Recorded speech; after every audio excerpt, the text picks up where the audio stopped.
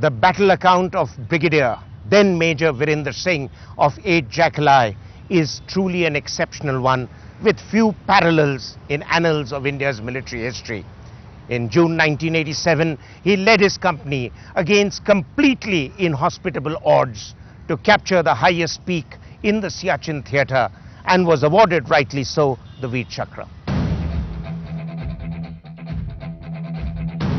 Siachen 1987, the world's highest battlefield. Pakistani infiltrators had captured one of the highest peaks in the Siachen Glacier area, a post they called the Qaid Post.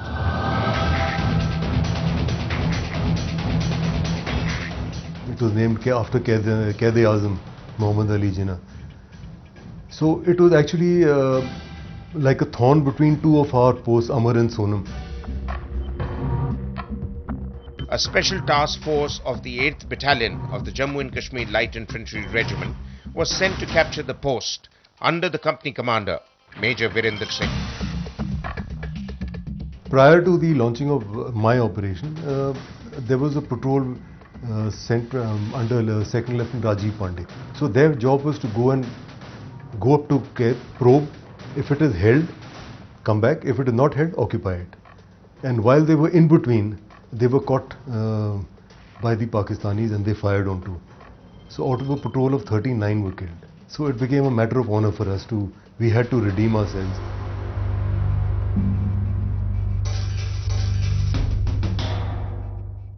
Operation Rajiv, in honor of 2nd Lieutenant Rajiv Pandey, was launched on 23rd June 1987. It was a tough mountaineering expedition with death looming large. There were 2 officers, 4 JCOs and 58 other ranks for this thing. And all of us moving along one rope, 1500 feet, one rope, one by one. And culminating at a point which is, the saddle comes like this. Culminating at a point where all you needed was 2 Pakis sitting. They could push us all one by one or shoot us one by one. As they inched and clawed their way to the Qaid post, hardships and fallen comrades lay at every step. We are out in the open. We haven't eaten anything. We haven't drunk anything except we have a little bit of 5-star chocolates in our pockets and things like that. Or some shakar paras, etc. We are out in the open, minus 35 degrees temperature is taking its toll now. Chunni and LD were the first chaps who strapped their weapons onto themselves, took a grenade each and moved up. Ice axe, and they moved up. And they went to the first trench. Nobody was there. They occupied the first trench. And then they were followed by Bana Singh and his party and Seb. Everybody moved up, and thereafter we consolidated the post. Operation Rajiv is now part of military folklore. The hallmark of this operation, of course, was bravery. It was also endurance. It was also that determination to get the job done. Once the Pakis knew that they had lost the post, they brought all their arty fire onto us. It was 3 in the afternoon. I got hit. Then another chap, Omraj, he got hit. In fact, his arm was severed. I was lucky to be evacuated. Then the post was in the hands of Bana Singh, who very bravely held it again. After capturing it, has also held on to it for the night. The post was named Bana Top in honor of now Subedar Major Bana Singh Paramveer Chakra, and Brigadier Virender Singh was decorated with a Veer Chakra for this mammoth effort.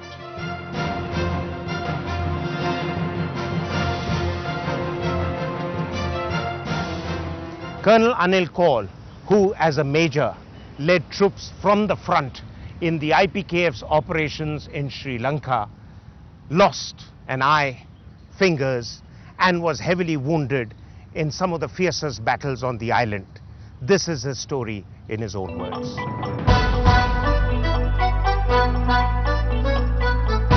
At 36, when the then Major Anil Kaul marched down south with his unit as part of the Indian Peacekeeping Force or the IPKF. He had no clue that this would turn his life around. In armored warfare, you work in a group. The lowest form is 3 tanks called a troop. Here I had 2 tanks.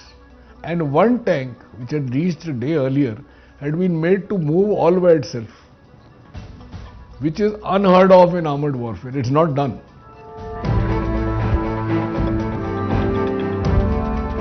In mid-1987, the IPKF was launched in a mission against the Tamil Tigers. Operation Pavan was initiated to disarm the LTTE and to take control of Jaffna in Sri Lanka. Urumpurai was the village and Urelu was the junction. LTT had a sniper sitting on top of the temple, the same temple I mentioned, who had been picking off casualties right, left and center. As we were trying to bypass this roadblock, I hit on the Palali-Jaffna railway line. And not Palali, this is that port, Kakan Santurai, KKS. KKS Jaffna railway line. So I moved onto the railway line, and knowing that all the roads and tracks that we were likely to use had been mined with IEDs. Nobody would have thought of putting IEDs on the rail. Nobody would have thought of tanks coming on the railway line. So it was just a thought which came to my mind. And I started driving on the railway line. And we made very good progress. And we came behind the LTT. The moment they saw us, or they noticed that we were bypassing them and coming behind them, they ran.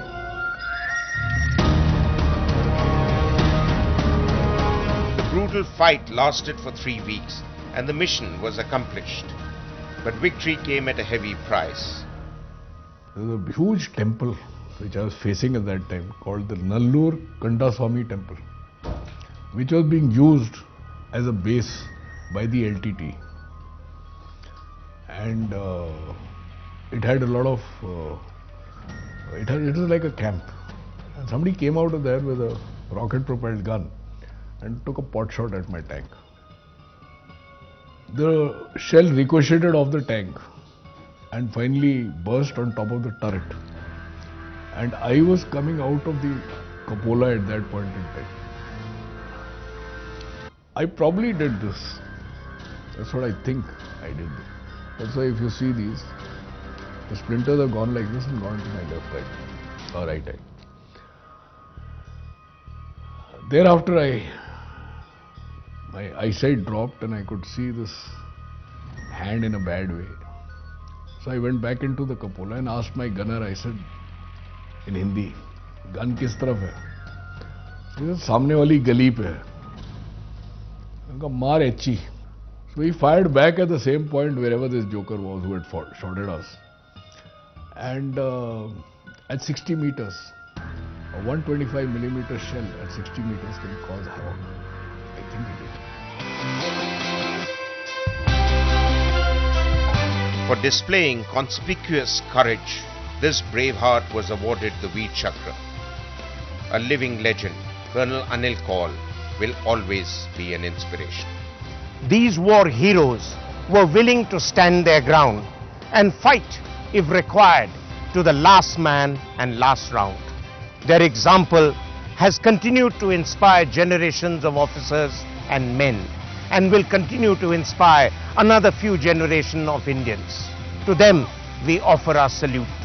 Jai Hind.